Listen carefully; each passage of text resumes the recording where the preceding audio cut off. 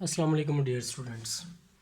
आज का जो हमारा टॉपिक है वो है स्टैंडिंग वेव्स, जिसको हम स्टेशनरी वेव्स का नाम भी देते हैं।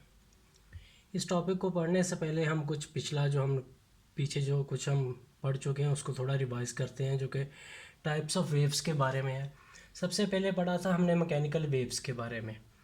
मैकेनिकल वेव्स वो वेव्स होती है जिनको प्रोपोगेशन के लिए किसी मीडियम की ज़रूरत होती है, जिसको एक जगह से दूसरी जगह एनर्जी ट्रांसफ़र करने के लिए किसी मीडियम की ज़रूरत होती है। उसके बाद में हमने इसकी दो टाइप्स के बारे में पढ़ा, transfer waves and longitudinal waves.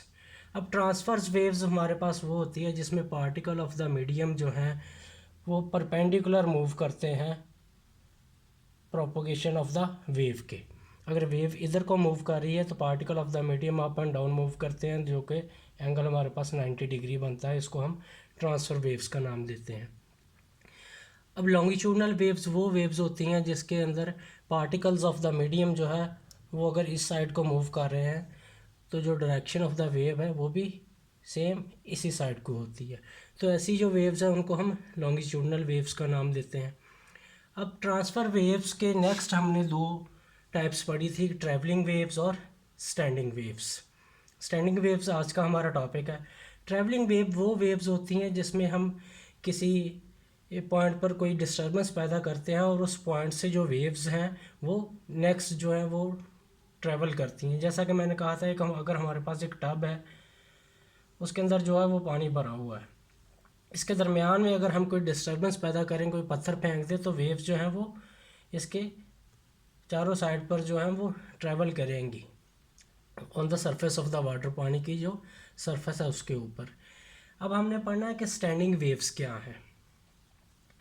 अब हम स्टैंडिंग वेव्स में देखते हैं कि स्टैंडिंग वेव्स हमारे पास वो वेव्स होती हैं, फ़र्ज़ करें जैसा कि स्टैंडिंग वेव्स हम प्रोड्यूस करते हैं, जैसा कि म्यूज़िकल इंस्ट्रूमेंट्स है, हमारे पास गिटार हो गया। अब हम देखते हैं कि जो गिटार है हमारे पास, उसमें जो वायर होती है, तारें, वो दोनों साइड से फिक्स होती हैं। अब इसमें अगर हम वेव प्रोड्यूस करेंगे, या तो अगर इसको हम दरमियान से प्लग करें इस जगह से, तो कुछ इस तरह की वेव प्रोड्यूस होंगी, कुछ इस तरह की। यानी कि वो जो वायर है गिटार की वो अप एंड डाउन मूव करेंगी और ऑसिलेशंस करेंगी। अगर हम फ़र्ज़ करेंगे उसकी पोजीशन को चेंज करते हैं, गिटार की जो उसकी वायर है उसकी पोजीशन को चेंज करें, किसी और जगह से प्लग करें, तो ये दोनों साइड से हमारे पास फिक्स है, तो कुछ इस तरह की वेव्स प्रोड्यूस होंगी। अगर इस जगह से हम इसको प्लग करें तो ये वेव जो है वो इस तरह ट्रैवल करेगी और इस पॉइंट से टकरा कर वापस अपना इस तरह ट्रैवल करेंगे। इस तरह की शेप्स बनती हैं हमारे पास स्टैंडिंग वेव्स के अंदर। स्टैंडिंग वेव्स में हम सुपरपोजिशन प्रिंसिपल में पढ़ चुके हैं, the superposition of two waves having the same frequency but moving in opposite direction. अब देखें कि इधर हमने जब प्लग किया तो पहले डायरेक्शन जो थी वो ये थी, इस तरफ को थी, लेकिन इस पॉइंट से टकराने के बाद डायरेक्शन जो है वो इस तरफ को हो गई है, फिर वेव हमारे पास ये बनती है। पहले अगर ये बन रही थी, यहाँ से टकराने के बाद वो डायरेक्शन ये बन रही है। अब दोनों की जो फ्रीक्वेंसी जो है वो सेम है, लेकिन डायरेक्शन अगर पहले इस तरफ को थी, बाद में हमारे पास इस तरफ को मिलती है। तो इस तरह की वेव्स को हम स्टैंडिंग वेव्स कहते हैं, जो कि उन पॉइंट्स, दो फिक्स पॉइंट्स के दरमियान जो है वो उसकी एनर्जी जो है वो ट्रेवल करती है। तो स्टूडेंट्स, अब हमारे पास एक क्वेश्चन अराइज होता है कि what conditions are compulsory for a wave, कि एक वेव के पैदा होने के लिए कौन सी कंडीशंस जो है वो ज़रूरी है। उसमें सबसे पहले आ जाता है कि ऑसिलेशंस ऑफ द पार्टिकल, जो पार्टिकल हैं वो ऑसिलेट करने चाहिए, और दूसरा है कि energy will be transfer, energy जो है वो एक जगह से दूसरी जगह ट्रांसफ़र होनी चाहिए। अब हम अगर ट्रैवलिंग वेव्स की बात करें, ट्रैवलिंग वेव्स में हम देखते हैं कि जो पार्टिकल्स हैं वो ऑसिलेट भी करते हैं, पार्टिकल्स अप एंड डाउन जो है वो ऑसिलेट करते हैं, और उसमें एनर्जी जो है वो भी एक जगह से दूसरी जगह क्या होती है, ट्रांसफ़र होती है। जैसा कि हमने पहले इसे एक एग्जांपल में देखा कि जब हम पानी में पत्थर फेंकते हैं तो क्या होता है, उससे एनर्जी जो है वो हम उसको एनर्जी देते हैं, और वो एनर्जी जो है वो वेव्स की फॉर्म में क्या करती है, वो ट्रैवल करती है। लेकिन हम अगर स्टैंडिंग वेव्स में देखें, स्टैंडिंग वेव्स के अंदर अगर हमारे पास कोई गिटार है, ये उसकी तार है एक, जो कि दोनों साइड से हम देखते हैं फिक्स है, ठीक है। जब हम इसको किसी जगह से प्लग करते हैं, अगर इस जगह से करेंगे तो मैंने कहा था दरमियान से करेंगे तो कुछ इस तरह की वेव जो है वो प्रोड्यूस होंगी, क्योंकि उसकी जो वायर है वो अप एंड डाउन मोशन करेंगी, ऑसिलेट तो करते हैं ये, लेकिन एनर्जी विल बी ट्रांसफ़र। हम इसमें कहते हैं कि ट्रैवलिंग वेव में एनर्जी जो है वो ट्रांसफ़र करती है, लेकिन स्टैंडिंग वेव्स के अंदर एनर्जी जो है वो इन दो पॉइंट्स के दरमियान ही रहती है, जहाँ पर तार जो दोनों पॉइंट्स पर बाइंड हुई है, बंधी हुई है, उन दोनों पॉइंट्स के दरमियान ही एनर्जी रहती है। इसलिए हम कहते हैं कि there will be no transfer of energy, क्योंकि जो एनर्जी जो है वो इन पॉइंट्स के दरमियान ही रहती है। जैसा कि ये हमारे पास वेव थी, ये दोनों साइड से बाइंड है हमारे पास। जब हम इसमें एक स्टैंडिंग वेव प्रोड्यूस करेंगे, इस जगह से अगर इसको प्लग करें तो ये क्या करेगी, इस तरह एनर्जी जो है वो ट्रांसफ़र होगी, पहले इस फॉर्म में, इधर से टकराने के बाद वो इस फॉर्म में आ जाएगी। अब एनर्जी जो है वो इन दोनों पॉइंट्स के दरमियान ही रहती है, फर्दर ट्रांसफ़र नहीं करती। तो स्टूडेंट्स अब हम पढ़ेंगे कि what is node and anti node. सबसे पहले हम एंटी नोड देखते हैं। The point on stationary wave where the amplitude is maximum called anti node. ये हमारे पास एक स्टेशनरी वेव है। अब इस पॉइंट पर जहाँ पर सबसे ज़्यादा एम्पलीट्यूड होगा वहाँ उसको हम एंटी नोड का नाम देते हैं, जिसको हम ए से रिप्रेजेंट करते हैं। अब देखें कि ये हमारे पास एक स्टेशनरी वेव है या एक स्टैंडिंग वेव है। अब ये पॉइंट, जब ये वेव इस तरह ट्रैवल कर रही है, इधर से टकरा कर फिर ये इस तरफ को ट्रैवल करेगी। अब ये जो पॉइंट है और ये जो पॉइंट है, इसको हम ए से रिप्रेजेंट करते हैं, ये हमारे पास एंटी नोड्स है। The point on stationary waves where the amplitude is maximum, यहाँ पर एम्पलीट्यूड जो वो सबसे ज़्यादा मैक्सिमम है, इसलिए हम इसको ए का नाम देते हैं। A means anti node.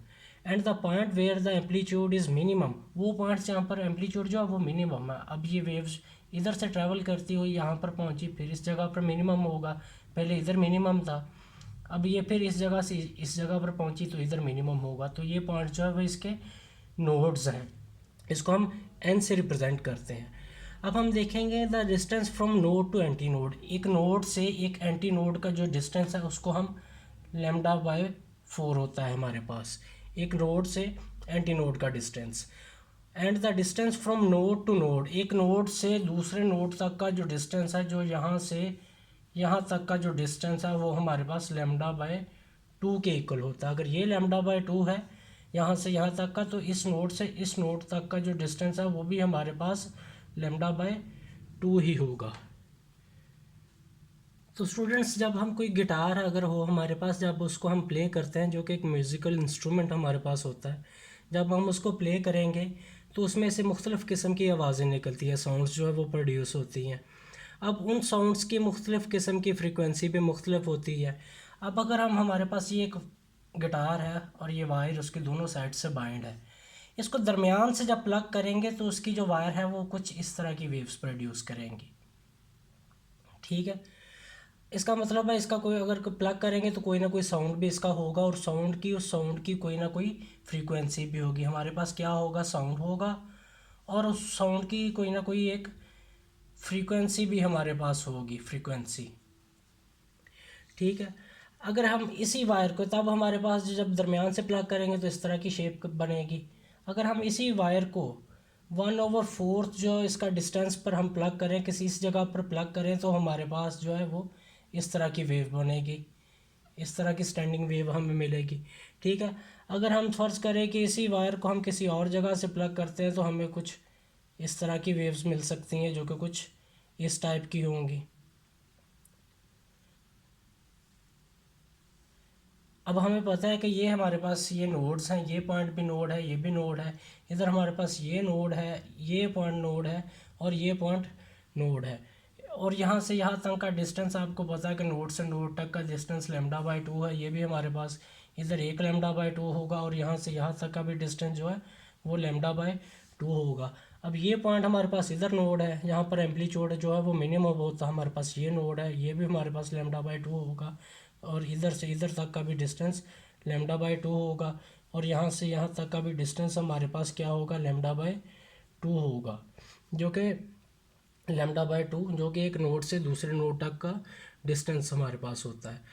अब बात इधर ये है कि जब भी हम इसको प्लग करेंगे हमें कोई ना कोई साउंड मिलेगा और साउंड की फ्रीक्वेंसी होगी। अगर इस फॉर्म में प्लग करेंगे तो साउंड फिर भी हमें मिलेगा और उसकी जो फ्रीक्वेंसी है वो डिफरेंट होगी। इस टाइप में इस फ्रीक्वेंसी जो है वो और डिफरेंट होगी। अब हम इस फ्रीक्वेंसी को कैलकुलेट करेंगे कि ये हमें फ्रीक्वेंसी जो है, अगर इस तरह प्लग करते हैं तो हमें फ्रीक्वेंसी क्या मिलती है, इस टाइप पे प्लग करते हैं तो हमें फ्रीक्वेंसी क्या मिलती है, अगर इस तरह की स्टैंडिंग वेव हो इस तरह प्लग करेंगे तो हमें फ्रीक्वेंसी जो है वो क्या मिलेगी, आया कि फ्रीक्वेंसी बढ़ेगी या कम होगी। फ्रीक्वेंसी की चेंज होने से साउंड भी चेंज होता है। इसलिए हम कहते हैं कि अगर हम जो हमारे पास गिटार की वायर है उसको मुख्तलिफ़ जगह से प्लग करते हैं तो हमें मुख्तलिफ़ साउंड्स मिलती हैं। इसका मतलब है कि उनकी फ्रीक्वेंसी भी मुख्तलिफ होगी। अब हमने उस फ्रीक्वेंसी को कैलकुलेट करना है। तो स्टूडेंट्स, अब फ़र्ज़ करें कि ये हमारे पास एक गिटार की एक वायर है जो कि दोनों साइड से बाइंड है। हमने इसको दरमियान से प्लग किया और कुछ इस तरह की जो हमारे पास जो है वो वेव जो है स्टैंडिंग वेव प्रोड्यूस हुई है। अब इसकी जो लेंथ है वो हमारे पास एल है और हमें पता है कि नोट से नोट तक का जो डिस्टेंस है वो λ/2 होता है। अब L इज इक्वल टू होगा λ/1/2। अगर ऐसे मैं λ1 कह दूँ तो L इज इक्वल टू λ1/2। इधर से हमने λ1 की वैल्यू निकाली है कि λ1 इज इक्वल टू 2L। अब हम जानते हैं कि v is equal to F lambda. अगर इससे मैं v is equal to f1 और λ1 का नाम दे दूँ तो f1 की जो वैल्यू इधर से निकलेगी f is equal to v over f1 is equal to v over λ1 और इधर v। और अगर हम λ1 की वैल्यू इस जगह पर पुट करें जो हमारे पास ये आई है, v is equal to f1 की वैल्यू जो हमारे पास आ जाएगी कि f1 is equal to v over 2L। तो स्टूडेंट्स, अगर हम if we plug the string 1/4 of its length, ठीक है, अगर 1/4 ऑफ इट्स लेंथ जो स्ट्रिंग की है उधर से प्लग करें, अगर हम इस जगह से प्लग करें तो हमें कुछ इस तरह की वेव मिलेगी।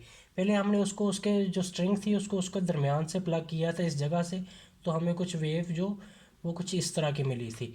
और frequency f1 is equal to हमें मिली थी v ओवर 2L के बराबर, ये हमें फ्रीक्वेंसी मिली थी तब। आपको पता है कि फ्रीक्वेंसी से चेंज होने से वॉइस भी जो साउंड है वो भी चेंज होता है। अब हमने इसी स्ट्रिंग को इस जगह से प्लग किया तो हमें कुछ इस तरह की जो है वो वेव स्टैंडिंग वेव मिली है। हम पता है नोट से नोट तक का डिस्टेंस λ/2 है, इसको हमने λ2/2 कह दिया था। पहले हमारे पास λ1/2 था, ठीक है। अब हमने इसको λ2/2 का नाम दे दिया है। अगर एल की वैल्यू निकाले इज इक्वल टू एक λ2/2 और ये λ2/2 प्लस इधर से एल इज इक्वल टू 2 λ/2 के इक्वल आ जाएगा। तो ये λ2 की अगर इधर से ये वैल्यू निकालनी हो हमने तो λ2 इज इक्वल टू 2L/2 के इक्वल आ जाएगा।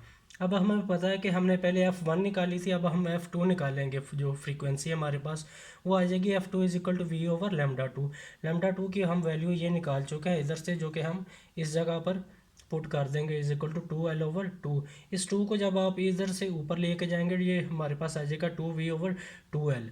अब इस जगह पर हमने देखा है कि जो इतनी वैल्यू है ये हमारे पास f1 के इक्वल है। f1 is equal to v/2L। इस वजह से जो फ्रीक्वेंसी सेकंड फ्रीक्वेंसी हमें मिलेगी f2 is equal to 2f1। पहले हमें f1 मिलेगी v/2L, अब 2v/2L मिलेगी। इसका मतलब है कि फ्रीक्वेंसी जो है वो पहले से इंक्रीज़ हो गई है।